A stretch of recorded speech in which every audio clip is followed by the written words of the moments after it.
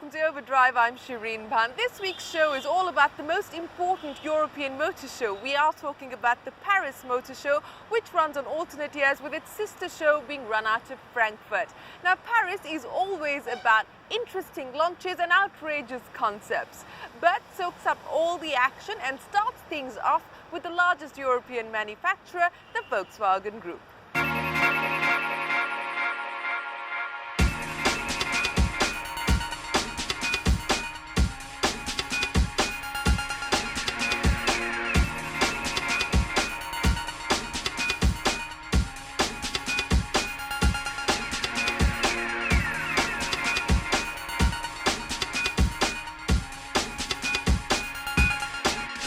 Welcome to yet another year of the Paris Motor Show 2012, and our opening statement to you comes from, well, the Lamborghini stall yet again. Right behind me is the all-new Gallardo LP560-4 launched by Lamborghini here at the Motor Show.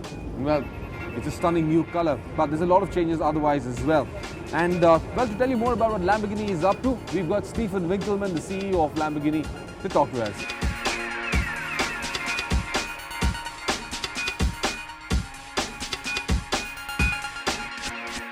You know, we have a clear strategy of the Gallardo model. We have a two-wheel drive, a four-wheel drive, and we have a light version as a coupe and as a spider. And then we have a lot of technical differences between the three versions.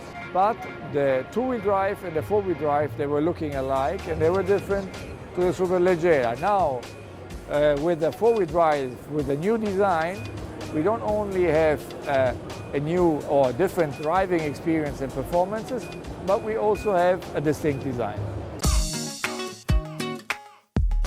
Lamborghini's parent company in the VW Group, German luxury car maker Audi, now also the proud owner of another iconic Italian brand in Ducati, stayed focused on its core offerings at Paris. Audi unveiled two significant new cars here at the Paris Motor Show. Now, one of them is a production model and the other is, of course, a concept. But this is far more important. This is the S3. It's a sportier version of the A3 hatchback, which you've recently seen on the show and read about in the magazine. It makes about 300 horsepower from a 2-litre petrol engine. And, of course, it's got quattro all-wheel drive powertrain, so it should be a scintillating car to drive. Now, we don't expect this car to come down to India anytime soon. It will, however, be there probably in the next 2 years after the A3 has been launched in India. Now, whether it's going to be in hatchback or sedan form, that is still left to be seen. The other significant car here from Audi has been the Crosslane Coupe. Now, this concept involves three different material technologies. It takes into combination aluminium, carbon fiber and glass fiber. And of course, it's got an all-new hybrid powertrain. It uses a 1.5-litre 3-cylinder petrol engine mated to 2 electric motors. It promises to give phenomenal fuel efficiency and, of course, incredible carbon emissions. With the priced capture of Ducati, there are now 11 brands in the global Volkswagen portfolio. But for the VW brand itself, Paris was all about its heart and soul. The global phenomenon that is the Volkswagen Golf.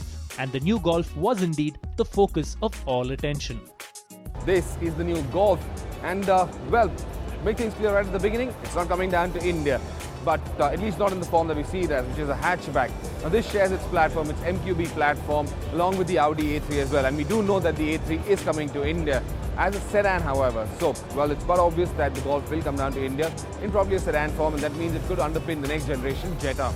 Now, the highlight about this car is that it's 100 kilos lighter, up to 100 kilos lighter, which means it's got better efficiency, better performance, thanks to a better or higher power-to-weight ratio. While Volkswagen didn't have a major launch at Paris that has resonance in India, across the hall sister brand Skoda was showing off a car with a name that's quite familiar to all of us, but with very different underpinnings belonging to a whole new segment. We once knew this car as the Mission L when it was unveiled at the Geneva Motor Show earlier this year. But we now know this is the European Rapid. But it has no connection whatsoever with the Rapid that Skoda sells in India. Now, this car will, however, underpin the next generation Octavia, almost probably the Laura. Of that, we aren't sure as yet, but we will have more details for you on this car closer to about January or February 2013. Another of the VW Group's niche and uber expensive brands, Bentley didn't have a new concept on show at Paris. Instead, with its SUV plans on hold pending a redesign, Bentley returned to its racing roots. Looks pretty exciting, doesn't it? But then it has to be that massive spoiler at the back and that fantastic front chin, all made in carbon fiber. But then this, the Bentley GT3, is a very special car indeed, because Bentley intends to go racing with this in the GT3 class and sell this to customers who want to go racing themselves. This is not a series production car.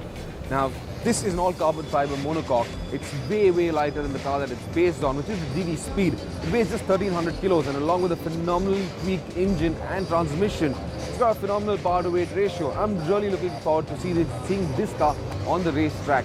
Another incidental fact is that, well, this color scheme that you see, the livery on this car, well, this is derived from the previous generation Le Mans winning race car from Bentley. You can see the number 7 on that too.